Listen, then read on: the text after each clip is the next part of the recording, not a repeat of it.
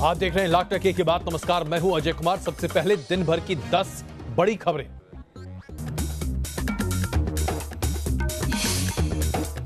काले धन के कुबेरों के खिलाफ मोदी सरकार को मिली बड़ी कामयाबी। स्विस बैंक ने साझा की काले धन की जानकारी। अगले साल और खातों का खुलासा करेगा स्विस बैंक।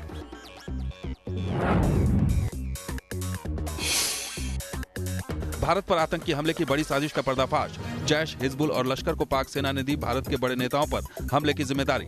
आतंकियों के निशाने पर पुलिस और सुरक्षा बलों के भी जवान। बदहाल पाकिस्तान के ब्लैकलिस्ट होने का खतरा बढ़ा। FATF की एशिया पैसिफिक ग्रुप रिपोर्ट में खुलासा। पाबंदी के बावजूद आतंकियों पर नहीं हुई कार्रवाई। ब्लैकलिस्ट हुआ तो तबाह हो जाएगा पाकिस्तान। विजयदशमी के दिन रक्षा मंत्री राजनाथ सिंह फ्रांस में करेंगे राफेल की शस्त्र पूजा। कल हिंदुस्तान को मिलेगा दुश्मनों का काल, पहला राफेल लड़ाकू विमान।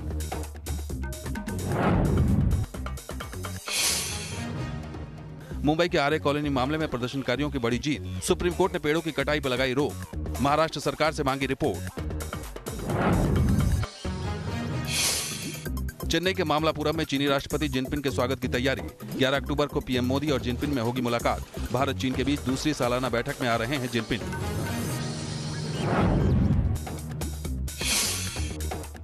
गांधी परिवार की सुरक्षा को लेकर सरकार का बड़ा कदम। अब विदेश दौरे पर भी SPG को ले जाना हुआ अनिवार्य। स्वीकार नहीं करने पर होगी दौरे में कटौती।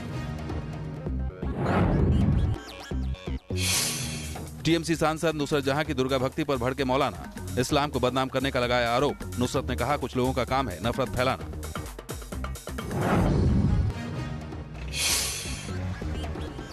सड़सठवें जन्मदिन पर जंगल की सैर करने निकले रूसी राष्ट्रपति व्लादिमीर पुतिन। साइबेरिया के जंगलों में मशरूम इकट्ठा किया। टाइगर ट्रैकिंग और डाइविंग भी कर चुके हैं पुतिन। चिकित्सा के क्षेत्र में नोबेल पुरस्कारों का ऐलान। विलियम केलिन, रैटक्लिफ और सेमेंजा को संयुक्त रूप से मिला कोशिकाओं पर शोध के लिए सम्मान।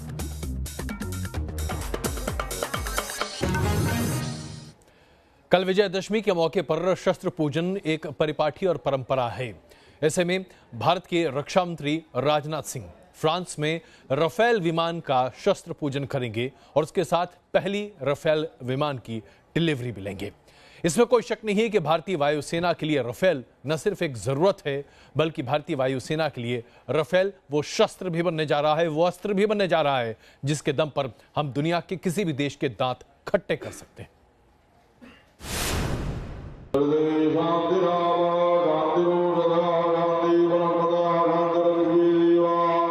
इसी तरह विधि विधान से पूजन के साथ हिंदुस्तान की सेना में शामिल हो जाएगा राफेल।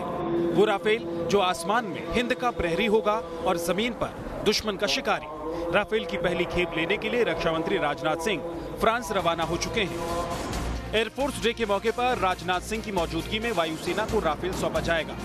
फ्रांस के पोर्ट सिटी बोर्डो में राफेल फाइटर राजनाथ सिंह को सौंपा जाएगा। पेरिस से 590 किलोमीटर दूर मेरीनेक के दसॉ कैंपस में ये कार्यक्रम होगा। राफेल मिलने के बाद राजनाथ सिंह शस्त्र पूजा करेंगे। पूजन के बाद राजनाथ सिंह राफेल में उड़ान भी भरेंगे। विजयदशमी को अस्त्र शस्त्र पूजा की परंपरा तो हिंदुस्तान में रही ही है, लेकिन राफेल का पूजन इसलिए भी मायने रखता है क्योंकि ये वो विध्वंसक फाइटर है जो एक बार दुश्मन की ओर बढ़ गया तो दुश्मन का सर्वनाश तय है। As far as Rafale is concerned, Rafale is a very capable aircraft. We have said so before. Once we induct it, it will be a game changer in terms of our capability, operational capability.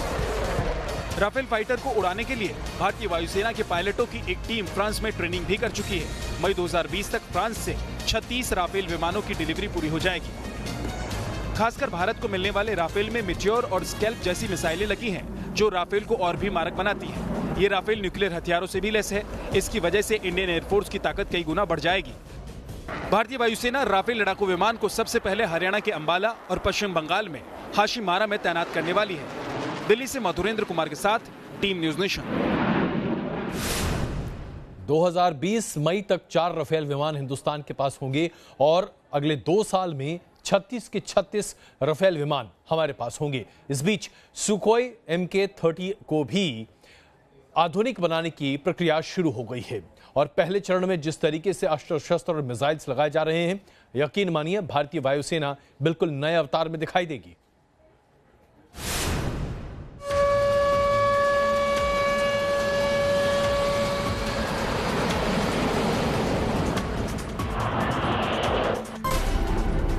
आसमान में भारत का अचूक हथियार।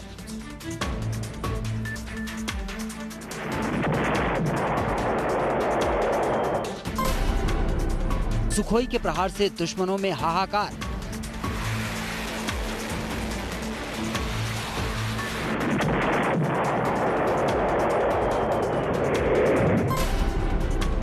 Sukhoi ताकत बढ़ाएगा, दुश्मन थर-थर कांपेगा।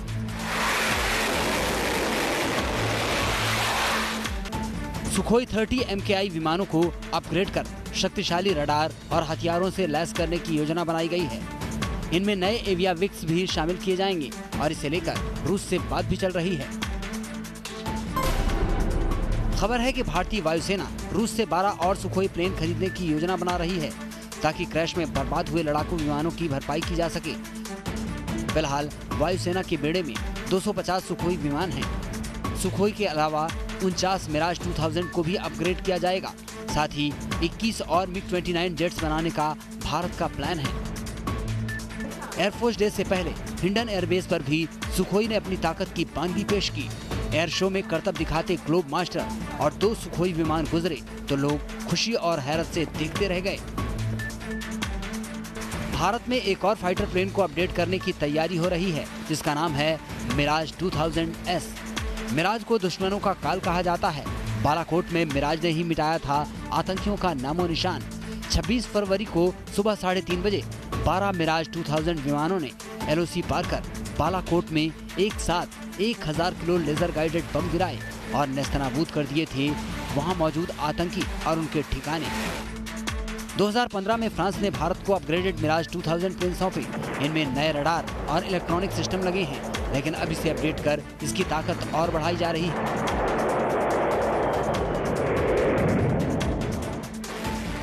Hindon airbase से मधुरेंद्र कुमार के साथ टीम न्यूज़ नेशन। वायुसेना की ताकत तो बढ़ ही रही है, क्योंकि जिस तरह से हम अब राफेल खरीद रहे हैं, सुखोई MK-30I को अपग्रेड कर रहे हैं, उससे वायुसेना एक नए अवतार में दिखाई देगी। लेकिन अब आपको बताएं कि कैसे हम अपनी पूर्वी सीमा की सुरक्षा के लिए भी एक ऐसे तोप को लगा रहे हैं जो अपने आप में मिसाल हैं। हाविट्जर 777 अब लगाए जा रहे हैं भारत और चीन की सीमा पर, जिसके बाद कम से कम इस ऊंचे पहाड़ी क्षेत्र में हिंदुस्तान की सीमाओं पर कोई भी टेढ़ी नजर कभी नहीं डाल पाएगा।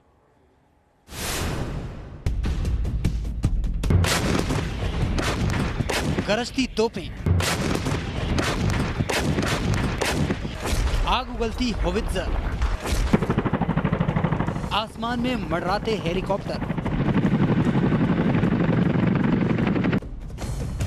जमीन पर जंग का अभ्यास करते फौजी।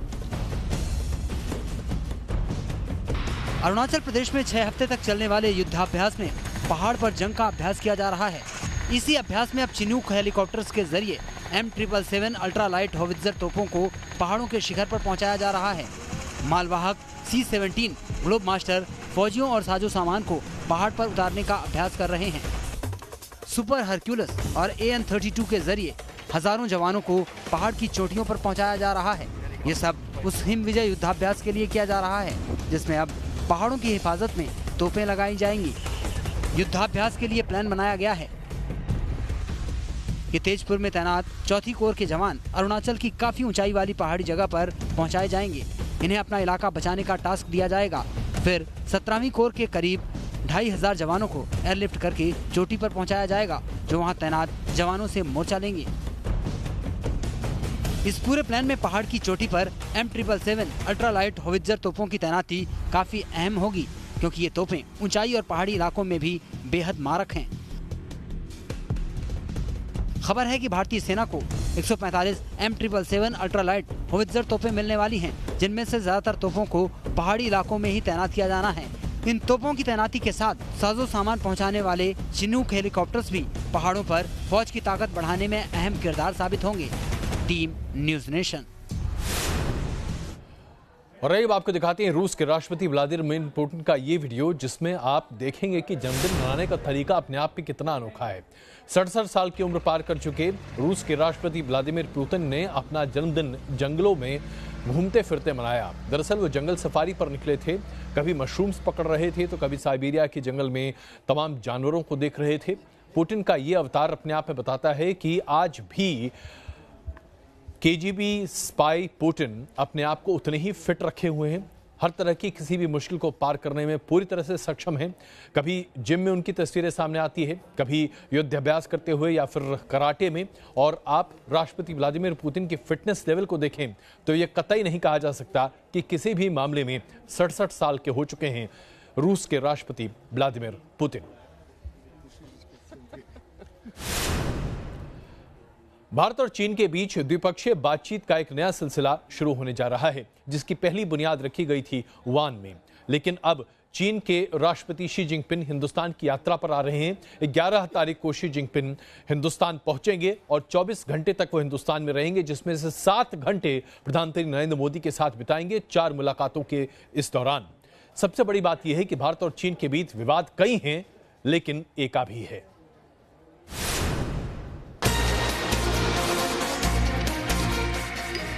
बेहद खूबसूरत कलाकृतियों और मंदिर के लिए मशहूर ये वही महाबलीपुरम शहर है, जहां 11 अक्टूबर को पीएम मोदी और चीन के राष्ट्रपति शी जिनपिंग के बीच मुलाकात होगी। मोदी जिनपिंग 4 अलग अलग बैठकें करेंगे, जो तकरीबन 5 घंटे तक चलेंगी। मोदी और जिनपिंग समुद्र किनारे बने रिजॉर्ट में रहेंगे, जहां से बंगाल की खाड़ी का शानदार नजारा दिखता है। जिनपिंग तकरीबन 24 घंटे चेन्नई में बिताएंगे। पीएम मोदी जिनपिंग के साथ महाबलीपुरम की 3 बड़े मंदिरों के दर्शन भी करेंगे। चेन्नई से 60 किलोमीटर दूर ऐतिहासिक जगह मामल्लपुरम में भारत के प्रधानमंत्री नरेंद्र मोदी और चाइना के प्रेसिडेंट शी जिनपिंग मुलाकात करने वाले हैं। शी जिनपिंग चेन्नई को 11 तारीख को करीब 1:30 PM को लैंड होंगे। उसके बाद हम कह सकते हैं कि करीब 5 बजे का समय में इनफैक्ट भारत के प्रधानमंत्री चाइना के प्रेसिडेंट शी जिनपिंग को मामल्लपुरम में आके आर्कियोलॉजिकल साइट्स दिखाएंगे। केंद्रीय सुरक्षा बल इस शहर पर कड़ी नजर रखे हुए है। पुलिस ने होटलों और रिजॉर्ट के मालिकों को सिर्फ उन्हीं टूरिस्टों को कमरा देने को कहा है जिनके पास पहचान पत्र हो। महाबलीपुरम में तटों पर पानी से जुड़े खेलों पर बैन लगा दिया गया है। शी जिनपिंग का स्वागत दिल्ली के बजाय महाबलीपुरम में करने के पीछे एक खास वजह है। दरअसल महाबलीपुरम से चीन का 1700 साल पुराना बेहद खास रिश्ता है। भारत के पल्लव वंश के शासकों और चीन के बीच पुराने रक्षा संबंध रहे हैं।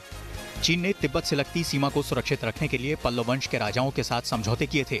महाबलीपुरम बंदरगाह से चीन से सामान आयात और निर्यात किया जाता था। मामल्लपुरम एक बहुत ही इम्पोर्टेंट जगह है, जहां से इनफैक्ट ट्रेड रिलेशंस चाइना के साथ थे। यहाँ पे आयात निर्यात किया जाता था। कई सारे जो इनफैक्ट स्ट्रक्चर्स हैं, यहाँ के जो कल्चर है, इन सबको यहाँ से इनफैक्ट चाइना की ओर और चाइना के कुछ जो कल्चर्स है इस तरफ आए। वुहान के बाद महाबलीपुरम में होने वाली इस मेगा मुलाकात पर पूरी दुनिया की नजरें हैं।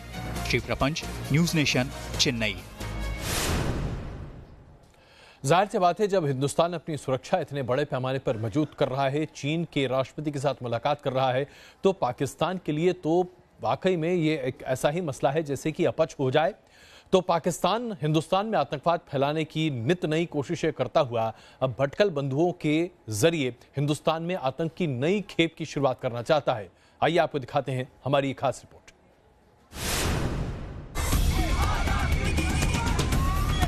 कश्मीर के नाम पर पीओके में मार्च करके थक गया पाकिस्तान। इमरान को डर है कि एलओसी के करीब भी गए तो भारत हमला न कर दे। इसीलिए अब पाकिस्तानी सेना बना रही है कश्मीर के नाम पर दहशतगर्दी का प्लान ABC। सूत्रों के हवाले से खबर है कि पाकिस्तानी फौज ने अनुच्छेद 370 को लेकर कश्मीर में विद्रोह फैलाने की साजिश रची है। पाक की फौज की दूसरी साजिश बॉर्डर पर हर हाल में घुसपैठ कराने की है। तीसरी साजिश भारत में कम्युनल दंगे कराने की है। आतंकवाद पाकिस्तान की स्टेट पॉलिसी है और इस स्टेट पॉलिसी को पूरा करने में पाकिस्तानी सेना अपना पूरा योगदान देती है। कश्मीर से आर्टिकल 370 हटने के बाद पाकिस्तानी सेना की खासी किरकिरी हुई है, जिसकी वजह से पाकिस्तानी सेना को अब पाकिस्तान की खुफिया एजेंसी ISI पर भरोसा नहीं रहा है और इसीलिए भारत में आतंकवादी हमले कराने की जिम्मेदारी पाकिस्तानी सेना ने संभाली है। पाकिस्तानी फौज का प्लान A तो पूरी तरह नाकाम रहा है, क्योंकि पूरी दुनिया में कोई भी इमरान के झूठ पर भरोसा नहीं कर रहा। ऊपर से छतों पर चढ़कर मुस्कुराते कश्मीर के नेताओं को देख पाक के सीने पर सांप लौट गए। पाकिस्तान किसी तरह भारत में आतंकियों की घुसपैठ की साजिश रच रहा है। पिछले दिनों गुरेज सेक्टर में भी पाकिस्तान ने आतंकियों की घुसपैठ कराई थी, लेकिन बियाबान जंगल में छिपे आतंकियों को खत्म करने के लिए हिंदुस्तानी फौज आसमान के रास्ते जंगलों में उतरे और आतंकियों को ढेर कर दिया। पाकिस्तान की हर हरकत पर हिंदुस्तानी फौज की नजर है। चाहे वो लीपा में घुसपैठ की तैयारी हो या मानसेरा की आतंकी गतिविधियां। पाकिस्तानी फौज की तनख्वाह पर पल रहे इंडियन मुजाहिदीन के भटकल बंधुओं को आईएसआई ने भारत में दंगे फैलाने को कहा है। खबर है कि भटकल बंधु आजमगढ़ के स्लीपर सेल में संपर्क कर सकते हैं, क्योंकि आजमगढ़ मॉड्यूल के 5 आतंकी फरार चल रहे हैं। उनका इस्तेमाल जरूरी बात है कि पाकिस्तान करना चाहेगा, एक्सपीरियंस है उनके पास, उनका नेटवर्क बचा हुआ है, कुछ हो सकता है बचा हुआ हो, जरूरी बात है बचा होगा कुछ, तो उनका इस्तेमाल करना चाहेगा। ये जो पाकिस्तान ये जाहिर करना चाहेगा कि ये इंडियन मुजाहिदीन का हाथ है इसमें पूरा। हालांकि भारतीय सुरक्षा बलों से लेकर खुफिया एजेंसियों तक ने ऐसी चौकसी रखी है कि पाकिस्तान का कोई प्लान कामयाब नहीं हो सकता। रुमानुल्लाह खान, न्यूज नेशन, दिल्ली। 2134 पेड़, ये वो संख्या है पेड़ों की जो आरे कॉलोनी में काटी गई हैं। हालांकि सुप्रीम कोर्ट ने इस पेड़ की कटौती पर रोक लगा दी है, लेकिन अभी भी मेट्रो शेड बनाने का यह मुद्दा ठंडा नहीं पड़ा है। इस बीच सवाल ये उठ रहे हैं कि महाराष्ट्र की सरकार ने चुप्पी क्यों साध रखी है। जब शिवसेना तक को इसका विरोध है, तो आखिरकार मुख्यमंत्री देवेंद्र फडणवीस पेड़ों की कटाई पर अपनी बात क्यों नहीं सामने रखते। प्रदूषण के जहर से दम घुटता है। प्रदूषण से लड़ने के लिए प्लास्टिक बैन होती है। प्रदूषण से लड़ने के लिए भारत संकल्प लेता है और महाराष्ट्र की सरकार कार का शेड बनाने के लिए हजारों पेड़ काट डालती है। मुंबई में मेट्रो के लिए कार शेड बनाने में सरकार ने 1500 से ज्यादा पेड़ काट डाले, तब जाकर सुप्रीम कोर्ट से रोक लग पाई। अब मुंबई के आरे कॉलोनी में और पेड़ नहीं काटे जाएंगे। सुप्रीम कोर्ट ने इस मामले में बड़ी राहत देते हुए पेड़ों की कटाई पर रोक लगा दी। सुप्रीम कोर्ट ने इस मामले की गंभीरता को देखते हुए छुट्टी के बीच सुनवाई की। सोलिसिटर जनरल साहब का बयान रिकॉर्ड पे ले लिया है कि जो पेड़ काटने थे अब तक कट गए हैं और आगे और कोई पेड़ नहीं काटा जाएगा। अब इस मामले की अगली सुनवाई 31 अक्टूबर को होगी। तब तक महाराष्ट्र सरकार को आरे कॉलोनी में यथास्थिति बहाल रखने का आदेश सुनाया गया है। सुप्रीम कोर्ट ने इसी दौरान सभी प्रदर्शनकारियों की रिहाई का भी आदेश दिया है। काम जरूरी था, जितना एरिया क्लियर करना था वो एरिया क्लियर हो चुका है।